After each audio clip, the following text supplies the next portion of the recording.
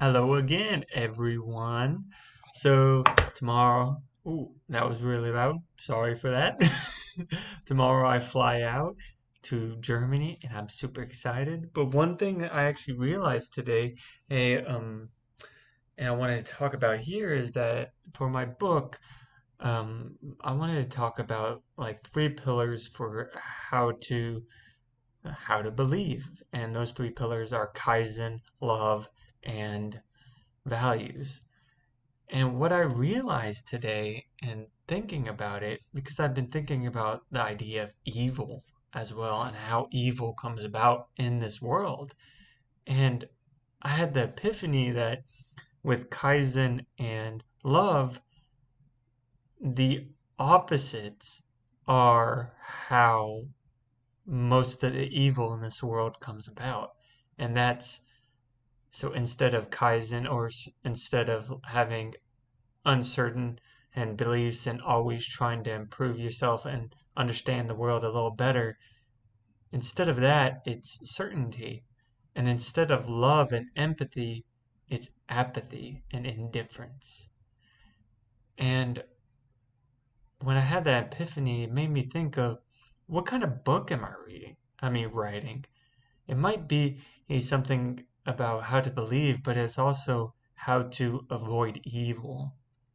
So I want to go a little bit more in depth into how evil comes about. I'm still thinking about these ideas, but uh, what I just want to explore them a little bit. So the first one is um, uncertainty.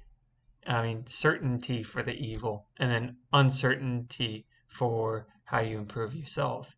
So certainty and certainty in your beliefs is a core part of how people ignore what evidence is right in front of them for the beliefs they hold. So, a good example is racist. So, we consider our racist evil now, and also KKK members as evil to society. But what Daryl Davis, and if you don't know who Daryl Davis is, look him up. His TED Talk is amazing. He has converted over 200 KKK members, but that's not the point.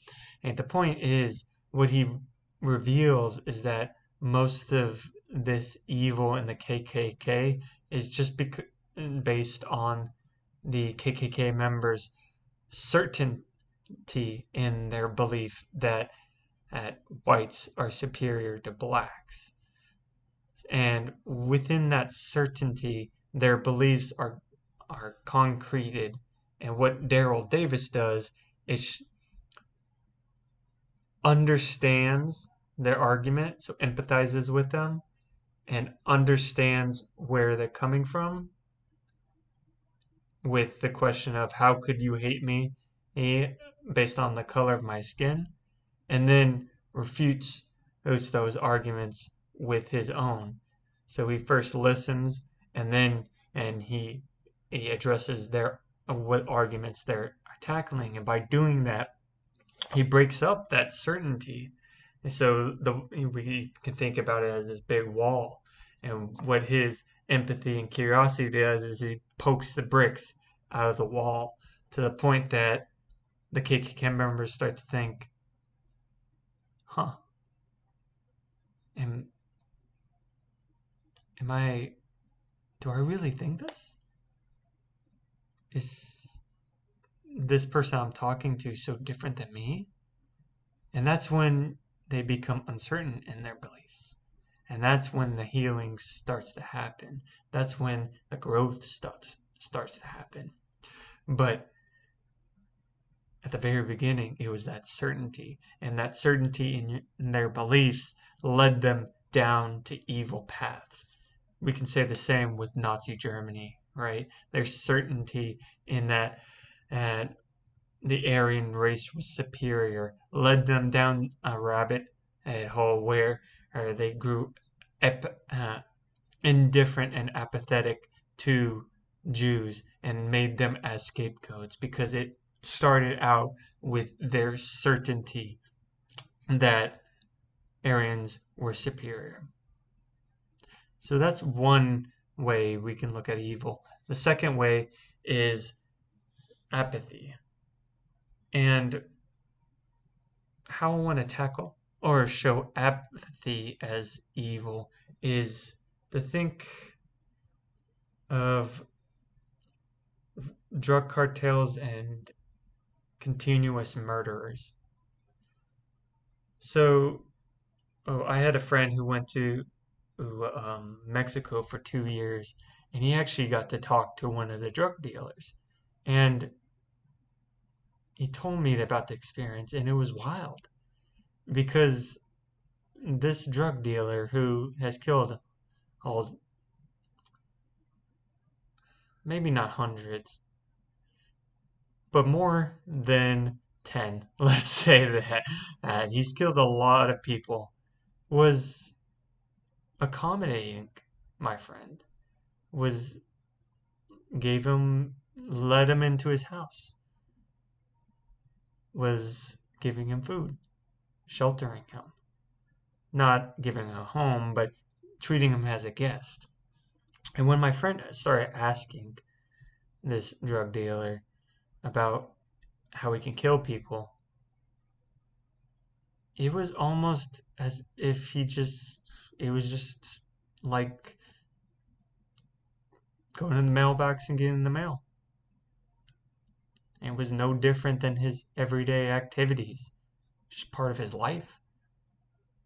And it's that growing a custom of a action, of doing it so many times that you become so indifferent to it and so apathetic to others that evil set in.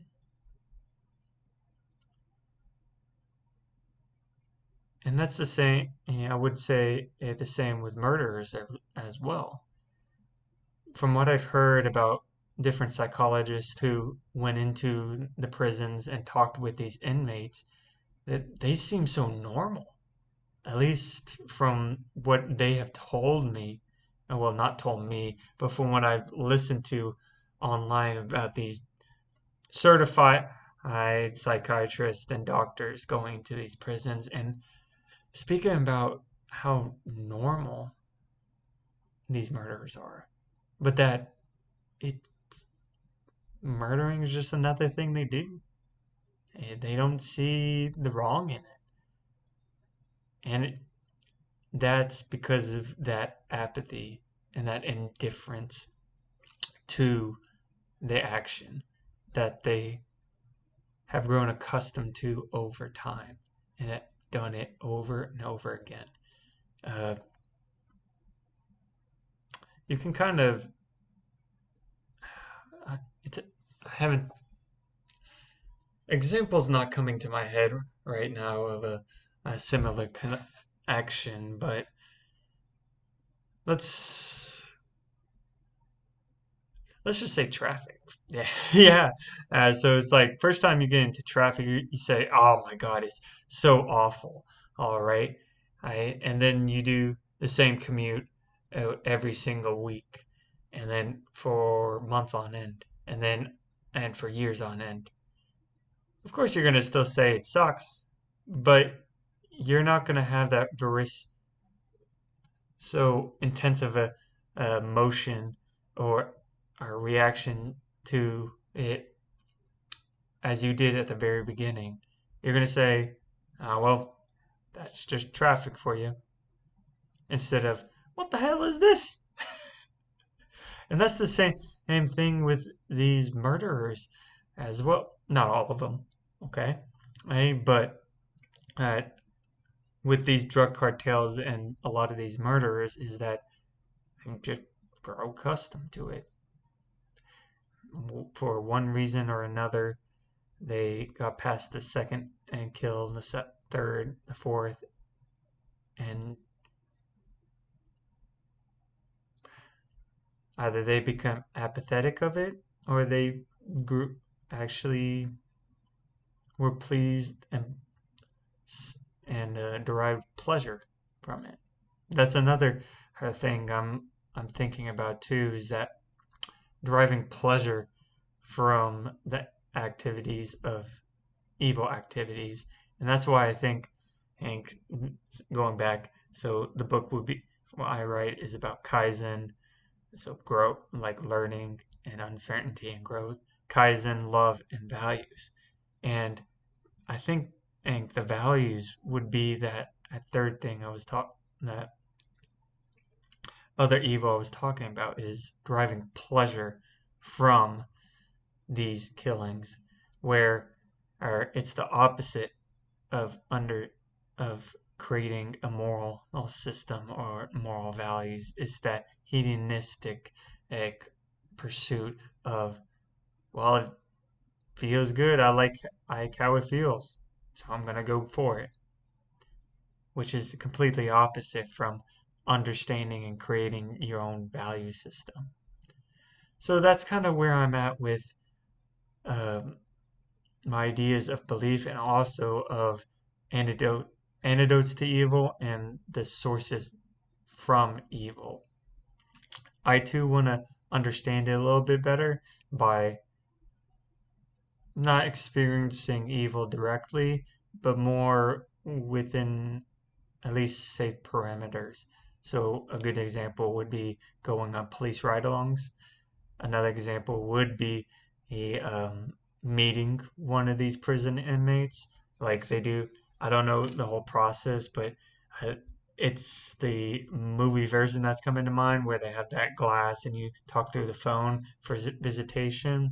So those are two options I think that are safe options I can take to uh, kind of get glimpses into the evils in our society, or what we call evil in our society, and then come up with my own observation and inferences. But yeah, that's it for tonight. Tomorrow's Sunday, right? So you're gonna have to wait till Monday for me to do another video. But until then, I'll see y'all later.